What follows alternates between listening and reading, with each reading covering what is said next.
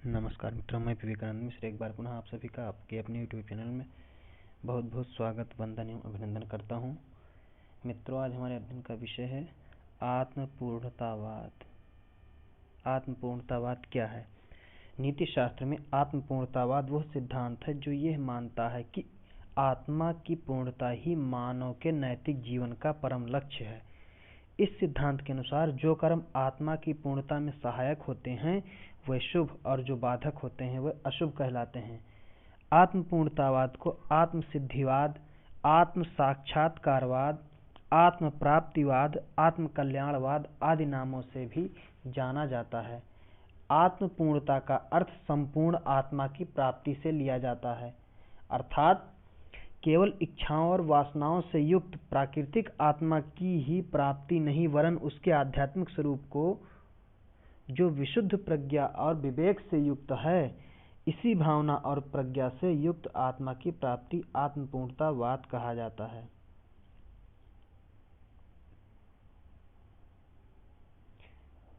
आत्मा के वास्तविक स्वरूप का व्यक्तिगत और सामाजिक कार्यों द्वारा साक्षात करना ही आत्म साक्षात्कार कहा जाता है।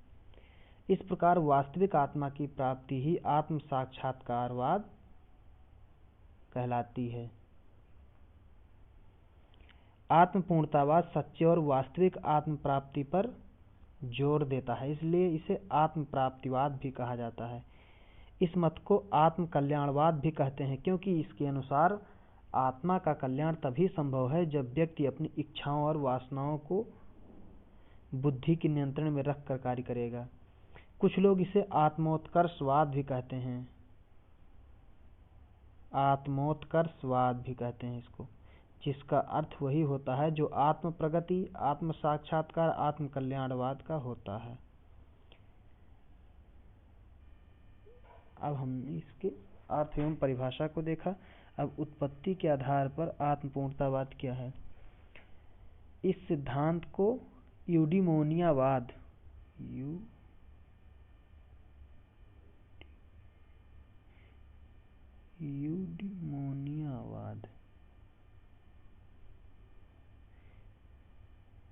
इस सिद्धांत को यूडिमोनियावाद कहते हैं। यूडिमोनियावाद भी कहा जाता है। यह यूनानी शब्द के यूडिमोनिया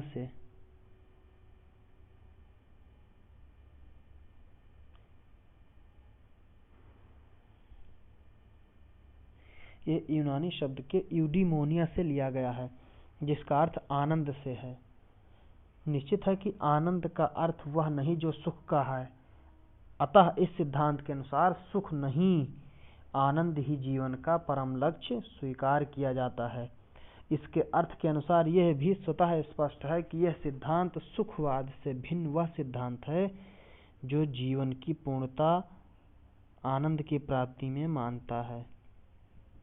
अरस्तु ने भी अपने नैतिक दर्शन में मानव मात्र का लक्ष्य यूडिमोनिया को बताया है।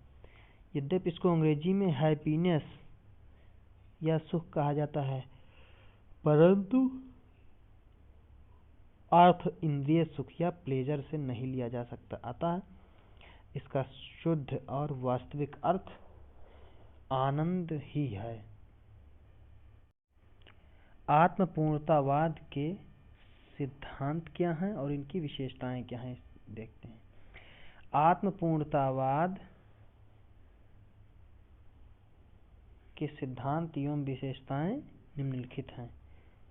आत्मपूर्णतावाद के अनुसार परम आदर्श संपूर्ण आत्मा का विकास है। आत्मपूर्णता व्यक्ति की योग्यताओं और क्षमताओं के विकास पर निर्भर है। आत्मपूर्णतावाद इस बात पर जोर देता है कि आत्मपूर्णता की प्राप्ति आत्म प्रयत्न पर निर्भर है। आत्मपूर्णतावाद व्यक्तिगत और सामाजिक कल्याण का समन्वय करता है। आत्मपूर्णता का आधार वास्तविक आत्मा है। मानव व्यक्तित्व के दो पक्ष हैं, उसमें हीन प्रकृति भी है जो इंद्रियमय या भावनात्मक, और उच्च प्रकृति भी है जो बुद्धिमय और प्रज्ञाशील है।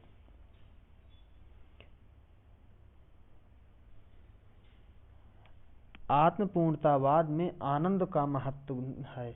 इसके अनुसार सुख क्षणिक तथा इंद्रियजन्य होता है और आनंद अस्थायी तथा बुद्धिजन्य होता है।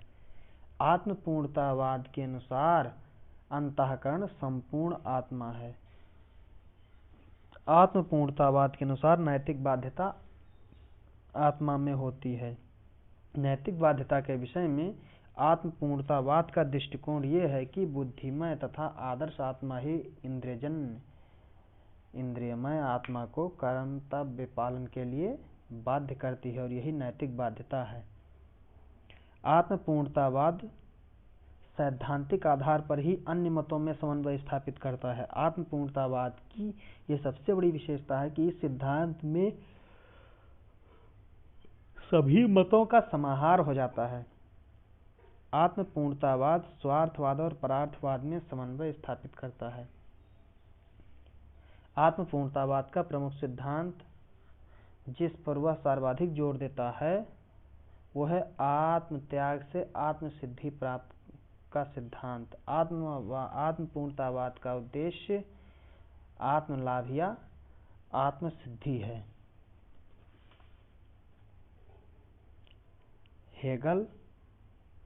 हेगल का आदर्शवाद या आधुनिक आत्मपूर्णतावाद क्या है? आधुनिक काल में आत्मपूर्णतावाद के समर्थकों में जर्मन के जॉर्ज विल्हेल्म फ्रेडरिक हेगल प्रमुख हैं। उनके नैतिक दर्शन संबंधी विचार फिनोमिनोलॉजी तथा फिलॉसफी ऑफ राइट इन दो पुस्तकों में मिलते हैं। चूंकि हेगल बुद्धिवादी एवं आध्यात्मवादी दार्शनिक थे, अतः उनके नैतिक दर्शन पर उनके तत्व दर्शन संबंधी विचारों का पूर्ण प्रभाव दृष्टिगत होता है या दिखाई पड़ता है। हम संक्षेप में उनके तत्व दर्शन पर प्रकाश डालना आवश्यक है। यहाँ पर संक्षेप में उनके तत्व दर्शन पर प्रकाश डालते हैं। हेगल भी विश्व की कहानी विकास के माध्यम से कहते हैं, परंतु उनके विकास की धारणा विकासवादी दार्शनिकों की तरह यांत्रिक नहीं है। हेगल के अनुसार विश्व का विकास यांत्रिक नियमों से संचालित जैविक विकास से नहीं, एक आध्यात्मिक विकास है। उनकी धारणा है कि संपूर्ण विश्व में एक निरपेक्ष तत्व है जो चैतन्य है, व्याप्त है। हेगल के नैतिक दर्शन में व्यक्ति और समाज का क्या महत्व है? हेगल ने अपने नैतिक दर्शन में व्यक्ति तथा समाज के मध्य घनिष्ठ संबंध पर अधिक बल दिया है। उनकी दृष्टि में यद्यपि कोई व्यक्ति स्वतंत्र है और वह स्वतंत्र रहना चाहता है तो इसे इनकार नहीं किया जा सकता, परंतु उन्होंने समाज कल्याण को व्यक्तिगत कल्याण से अधिक महत्व दिया है। नैतिकता समाज से ही संभव है, ऐसा उनका मानना है। उसका विकास बिना समाज के संभव नहीं है।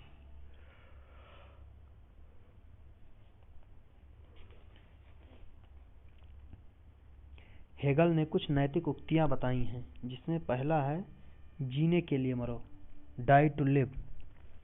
इस कथन का प्रचार हेगल के पहले मध्य युग के ईसाई धर्म के अनुयायी तथा उपदेशक करते थे। इन ईसाई धर्म उपदेशकों को इसका जो अर्थ अभिप्रेत था वह अर्थ हेगल को स्वीकार नहीं था। ईसाई धर्म के उपदेशों का जीने के लिए मरो, इस उक्ति का अर्थ ईसा के उपदेशानुसार यह था कि आत्मा की रक्षा तथा मुक्ति के लिए आवश्यक है कि शरीर का बलिदान कर देना चाहिए, अर्थात शरीर को सूली पर चढ़ाने के लिए तैयार रहो। शरीर से ऊंचा आत्मा का स्थान है, इसलिए आत्मा की रक्षा के लिए शरीर का बलिदान भी करना पड़े तो उसके लिए सदैव आपको तत्पर रहना चाहिए। और स्वयं ईसा ने यह करके सभी को दिखा भी दिया। हेगल ने जीने के लिए मरो का अर्थ ईसाई पादरियों की तरह नहीं लगाया, उन्होंने इसका दूसरे प्रकार से प्रयोग किया। धर्मोपदेशकों ने इस उक्ति में निहित संशयवाद को ही महत्व दिया, परंतु हेगल ने संन्यासवाद का बहिष्कार करते हुए इसमें संशोधन किया और उन्होंने इस अर्थ को इस प्रकार किया कि संकीर्ण और स्वार्थपूर्ण व्यक्तिगत जीवन की मृत्यु होनी चाहिए। तथा आध्यात्मिकता से परिपूर्ण व्यापक जीवन जीना चाहिए। अर्थात मनुष्य में जो भी क्षुद्र, संकीर्ण और पाशविक वृत्तियां हैं उनका बुद्धि द्वारा नियंत्रण करके सामाजिक और आध्यात्मिकता से पूर्ण जीवन व्यतीत करना जीवन का लक्ष्य होना चाहिए। हेगल आत्मपूर्णतावादी थे, न कि संन्यासवादी। संन्यासवाद पूर्ण आत्मा का पोषण नहीं करता। सच्ची आत्मा भावना और बुद्धि दोनों से युक्त है। संन्यासवाद भावनाओं का विनाश करने को कहता है, परंतु हेगल भावनाओं के विनाश और ध्वंस करने की बात नहीं कहते हैं। दूसरा इनका जो सिद्धांत था, व्यक्ति बनो, बी अ पर्सन। हेगल का दूसरा नैतिक सूत्र इस प्रकार है, व्यक्ति बनो और दूसरों का व्यक्ति के रूप में सम्मान करो। हेगल का यह कथन कांट के इस सूत्र के समान है, जिसमें कांट कहते हैं, मानवता आप में हो या अन्य में, सदैव साध्य के रूप में समझो, साधन के रूप में नहीं। कांट और हेगल दोनों मानवतावाद की स्वयं साध्यता और स्वतंत्रता में विश्वास रखते हैं। हेगल कांट के सूत्र में इतना परिमार्जन कर देते हैं कि कांट की कठोरता समाप्त हो जाती है। व्यक्ति बनो का अर्थ है, हेगल की दृष्टि में हमें अपनी इच्छाओं और कामनाओं से उच्च व्यक्तित्व का निर्माण करना चाहिए। वासनापूर्ण हीन आत्मा का बुद्धि द्वारा नियंत्रण करके उच्च आत्मा की प्राप्ति करनी चाहिए। पाशविक व्यक्तियों का शोधन करके विवेकपूर्ण जीवन व्यतीत करना चाहिए। ऐसी ही स्थिति में व्यक्ति बनने की सार्थकता सिद्ध होती है। जहाँ तक मानवता को साध्य बनाने की बात है, हेगल कांट के पक्ष में इसका समर्थन करते हैं और क्या कहते हैं कि मानवता साध्य है, उसका स्वतंत्र विकास होना चाहिए, उसका सम्मान करना चाहिए। मानवता दूसरे का साधन नहीं है, हमें अपने व्यक्तित्व का निर्माण करना चाहिए और दूसरे व्यक्ति का सम्मान करना चाहिए।